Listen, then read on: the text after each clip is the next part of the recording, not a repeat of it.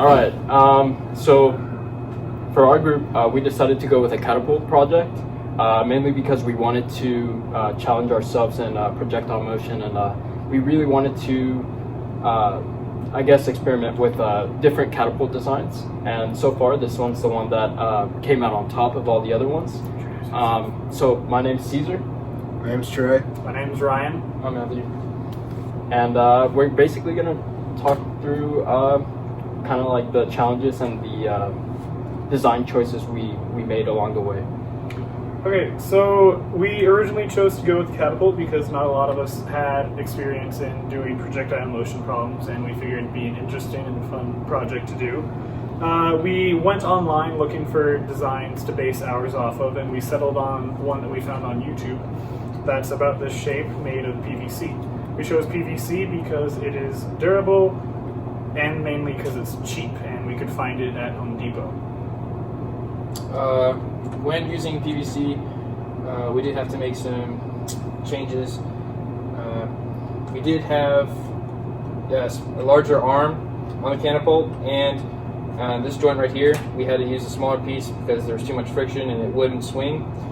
But we couldn't find any joints that matched the smaller PVC pipe, so we had to stuff it with paper towels and epoxy it so it would not, what do you call it? Fall apart. Yeah. Another challenge that we faced, whenever these lengths were longer, the rubber band was actually harder to pull back, and that's because there was more resistance. So we decided to cut the length in between the two. What are those? The arms? The two T-brackets. The two T-brackets to make it T-brackets. as small as possible. Yeah. Another reason why we did that was because, as you can see here, the arm already shoots the ball down, but that was to a much greater extent when there was a distance between this bracket and this bracket. But one benefit that we have by when we removed our funnel, which you can't see, is the ball falls out long before it gets to this point, so it still gets the full parabolic arc and goes more than 10 feet on most occasions. Other drawbacks that we had were when pulling back the arm. Since there was so much resistance, we'd have to put our foot down at the end, or at the back of it, to keep it from like just moving around anywhere. Definitely it bends. If you'll see here, whenever you pull it back, the arm, it definitely bends, and it's a lot more bent because of how many times that we tested it. It's definitely, another problem was how the design kind of got warped. So another problem is that it's not as accurate as it could be, mainly because it shifts around a lot due to us making the pivot point a lot smaller to reduce friction, and we have to be more consistent with Where the band goes on the arc, and how far we pull it back. Now we're going to show you some clips of us firing the catapult.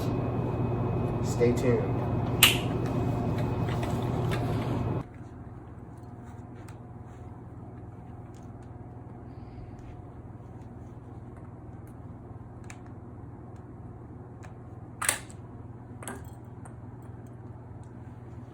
Finger was on the lens. Not only did we build a catapult that launches at 10 feet, we built a catapult that launches at 10 feet and returns the projectile.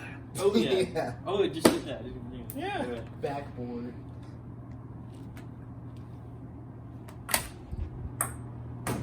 Nice. An elevator that was not working. Oh, we've had elevators that have fallen with people. Yeah.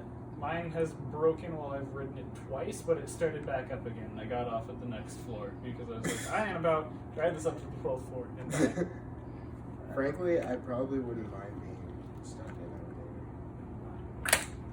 elevator. Oh. Well, That make it would've 10 been a feet. dope shot.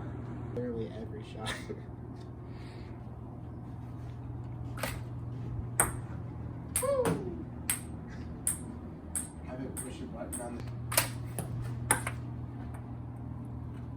I think he wasn't recording that one. The footage randomly airdropped. It's a full movie of Shrek 2. You can do it.